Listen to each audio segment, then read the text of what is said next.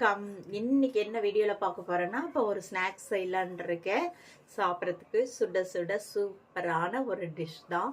Potato வச்சு செய்யலான் இருக்கேன். உருளைக்கிழங்குல நிறைய செய்யலாங்க. உருளைக்கிழங்கு வச்சு வடை போண்டான்ட்டு எல்லாமே பண்ணலாம். அந்த அளவுக்கு உருளைக்கிழங்கு எல்லாத்துக்கும் யூஸ் ஆகும். இன்னைக்கு என்ன பண்ண போகிறேன்னா பொட்டேட்டோ உருளைக்கிழங்கை வச்சு ஒரு ரோல் மாதிரி பண்ணி செய்ய போகிறேன். அதாவது கட்லெட் செய்வோம் இல்லையா, கட்லெட் மாதிரி இது வந்து பிடி ரோல் எப்படி வேணாலும் சொல்லலாம். எனக்கு அது சரியாக வேறு தெரியல. ஆனால் பொட்டேட்டோ வச்சு செய்ய போகிறேன். வாங்க எப்படி செய்கிறதுன்னு பார்க்கலாம். இப்போ தான் மொதல் என் சேனல் பார்க்குறீங்கன்னா சப்ஸ்கிரைப் பண்ணிவிட்டு வாங்க. வீடியோக்குள்ளே போகலாம். நிறைய பேர் சப்ஸ்கிரைப் பண்ணவே மாட்டுறீங்க, ஒரு லைக்கும் போட மாட்டுறீங்க. நானும் எவ்வளோ கஷ்டப்பட்டு எல்லாமே அரேஞ்ச் பண்ணி ஒவ்வொன்றா பண்ணி பார்த்து செஞ்சிட்ருக்கேன். எல்லோரும் லைக் பண்ணுங்கள், சப்ஸ்கிரைப் பண்ணுங்கள். வாங்க வீடியோக்குள்ளே போகலாம். இப்போ பார்த்தீங்கன்னா நான் 2 உருளைக்கிழங்கு கொஞ்சம் முன்னாடியே வேக வச்சு எடுத்து வச்சுருக்கேன். உங்களுக்கு எவ்வளோ வேணுமோ அவ்வளோ எடுத்துக்கோங்க. 2 பெரிய வெங்காயத்தை சின்ன சின்னதாக கட் பண்ணி வச்சுருக்கேன். ஒரு கேரட்டை திருவி வச்சுருக்கேன். பச்சை மிளகா ஒன்று கொஞ்சம் பெருசானது கட் பண்ணி வச்சுருக்கேன். அப்புறம் கருவேப்பிலை மல்லித்தழை எல்லாமே கட் பண்ணிவிட்டேன். இப்போது ஒரு பாத்திரத்தில் நம்ம அந்த உருளைக்கிழங்கு நல்லா மசிச்சுக்கணும். நல்லா மாவு மாதிரி மசிச்சுக்கணும். கட்டு கட்டியாக இருக்கக்கூடாது, சரிங்களா? அப்புறம் நம்ம தேவையான கேரட்டு, எடுத்து வச்ச கேரட்டு, வெங்காயம், பச்சை மிளகா வந்து 1 தான் போட்டிருக்கேன். ஏன்னா ரொம்ப போட்டு அது கடிக்கும் போது காரம் கொடுக்குன்ட்டு நான் கொஞ்சம் மிளகாத்தூள் போட்டுக்கலான்ட்டு போட்டிருக்கேன். இப்போ நம்ம எடுத்து வச்ச அத்தனை பொருளும் அதில் ஒன்றா ஆட் பண்ணிக்கலாம், சரிங்களா? எல்லாம் ஒன்றா போட்டுட்டு தேவையான அளவு சால்ட் உப்பும் போட்டுக்கலாம். கொஞ்சம் கரம் மசால் தூள் போட்டிருக்கேன், சரிங்களா? மஞ்சத்தூள் கொஞ்சம் போட்டிருக்கேன். அப்புறம் பார்த்தீங்கன்னா காரத்தூள், மிளகாத்தூள் கொஞ்சம் போட்டுருக்கேன், சரிங்களா? இப்போ பார்த்தீங்கன்னா அரிசி மாவு ஒரு கப்புன்னா மைதா மாவு, அதுக்குள்ளே போடுற மைதா மாவு வந்து 3/4 கப்பு போட்டுக்கணும்.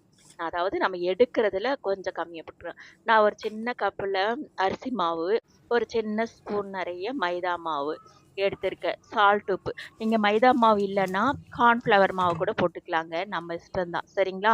இப்போ தேவையான அந்த பொருளுக்கு தகுந்த மாதிரி நம்ம உப்பு சால்ட் உப்பு போட்டுக்கலாம். போட்டுட்டு தண்ணியே விடக்கூடாதுங்க. தண்ணி விடாமையே இந்த அளவுக்கு பிசைஞ்சோம்னாவே உங்களுக்கு அந்த அளவுக்கு வந்துடும், சரிங்களா? இப்போ பார்த்தீங்கன்னா ஒரு 3 ஸ்லைஸ் ப்ரெட்டை வந்து நான் பொடி பண்ணி வச்சுருக்கேன். ப்ரெட்டு தூள், சரிங்களா? நாமளே வீட்டில் ப்ரெட் இருந்தது. அந்த ப்ரெட்டை வந்து நான் ஸ்லைஸை மிக்சியில் போட்டு இது பண்ணி வச்சுருக்கேன். இப்போ நமக்கு சைஸாக என்ன வேணுமா, என்ன மாதிரி நீளமாக வேணுமா இல்லை ரவுண்டாக வேணுமா, நம்ம சிஸ்டம் தாங்க. நான் வந்து கொழுக்கட்டை மாதிரி நீளமாக பிடிச்சி அந்த ப்ரெட் தூளில் பரட்டி எடுத்து வச்சுக்கலாம். எல்லாமே அதே மாதிரி பண்ணிக்கலாங்க. நல்லா கொஞ்சம் அழுத்தம் கொடுத்து பண்ணி வச்சுக்கலாம். ஏன்னா உதிராமல் இருக்கிற மாதிரி ப்ரெட்டை வந்து நல்லா அதில் ஒட்டணும். அந்த அளவுக்கு கொஞ்சம் அமுத்தி பார்த்தீங்களா? இப்போ இவ்வளோ தான் வந்தது எனக்கு. 2 உருளைக்கிழங்கு தான் கொஞ்சம் அளவுக்கு வந்திருக்கு. 4 பேர் சாப்பிட்லாம், அந்த அளவுக்கு வந்திருக்குது. நம்ம இஷ்டமாக நம்ம எந்த மாதிரி வேணாலும் பண்ணிக்கலாம். ஒரே அளவாக பண்ணணுன்னா கூட பண்ணிக்கலாம். இப்போ எண்ணெய் காஞ்சிட்டு இருக்கு, சரிங்களா? இப்போ எண்ணெய் காயட்டும். மெதுவான சூடாக கொஞ்சமாக, ரொம்ப வந்து கொதிக்க வைக்கக்கூடாதுங்க. எண்ணெய் காஞ்சிச்சுன்னா கருகிடும். அதனால் மிதமான சூடானவுடனே ஒவ்வொன்றா போட்டு எடுத்துக்கலாம். பாருங்கள், ரவுண்டாக கூட போட்டு வச்சுக்கலாம், நம்ம இஷ்டம்தான். இப்போ ஒவ்வொன்றா போட்டு திருப்பிக்கலாம், சரிங்களா? அவ்வளோதாங்க.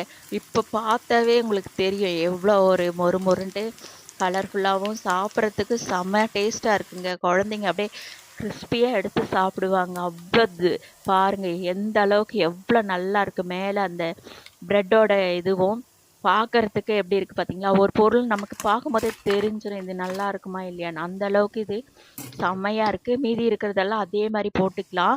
பார்த்தீங்களா? அவ்வளோதாங்க, சீக்கிரம் ரெடி ஆகிடுச்சு.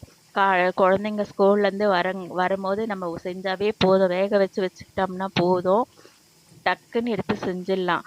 செம்மையாக இருக்குங்க. நீங்கள் இந்த மாதிரி செஞ்சு பாருங்கள்.